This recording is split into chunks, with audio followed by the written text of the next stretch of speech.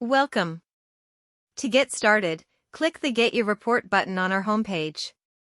For a pharmacy, please choose Commercial Buildings. Please provide your first and last name, along with your phone number and email address. We'll use this information to contact you and send you the report. Now, let's gather some details about the building. You can enter either an entity name or the building address. Next, enter the building address and state. Be sure to provide the full address of the property. Please remember to provide the complete address of the building you want the study to be conducted on, not your home address. Please indicate whether this is a purchase or new construction. If you purchased a newly built building, choose Purchase. Select New Construction only if you paid for the construction of the building and have the cost information available. Let us know if this building was part of a 1031 exchange. If this property was purchased through a 1031 exchange, please enter the basis of the property that excludes the 1031 exchange amount. Otherwise, you may proceed to enter your total purchase price as normal. Moving on to the price and size information. Select the year the building was built and the year you purchased it or placed it into service. Enter the purchase price and land value. We cannot provide the land value, so it's best to consult with your tax professional for the correct value to use. It is our understanding that you may use your tax appraiser's website to determine the percentage they use to figure for land and use that same percentage for your current purchase price. However, we highly recommend you speak to your tax professional to confirm any values used within the report.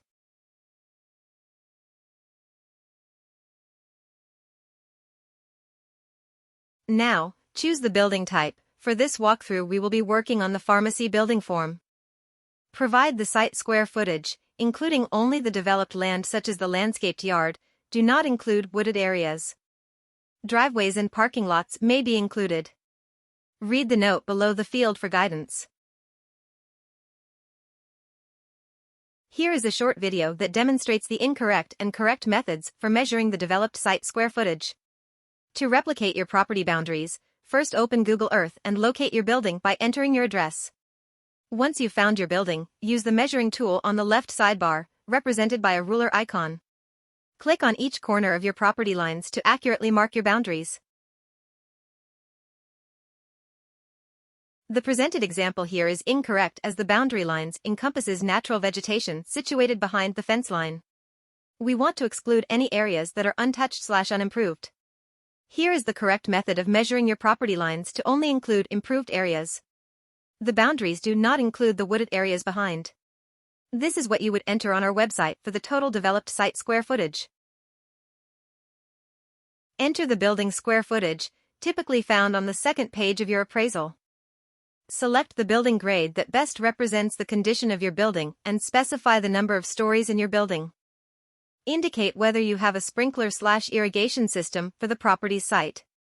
Next, please indicate if there is a site monument/pylon sign, and if so, enter the square footage of the sign. Select the exterior wall construction type and the roof covering type. Indicate if there are any fire sprinklers. Indicate if there is a break room. If yes, please enter the total number of break rooms, as well as the kitchen cabinetry and countertop material. Next, please select if you'd like to include any appliances. When entering appliances, please provide the actual amount of each appliance in your break room/S. Moving on, please enter the size of secured pharmacy area. This is for behind the counter with no customer access. Indicate if there is a pharmacy drive-through and if so, how many lanes there are. Enter the total number of refrigerators in the pharmacy. Now, let's consider the flooring in your building. Allocate percentages for each type of flooring, ensuring they add up to 100%.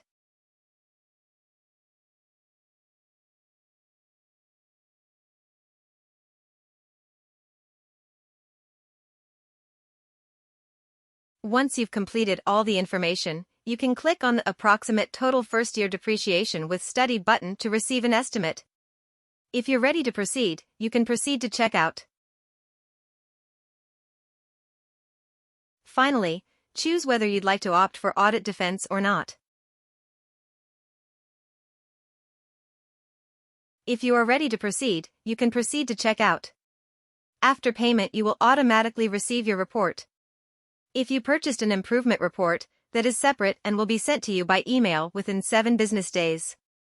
We may contact you with questions regarding your improvements. Please make sure to check your emails during this time. Please review all your inputs carefully before submitting, as corrections will incur a $49 fee.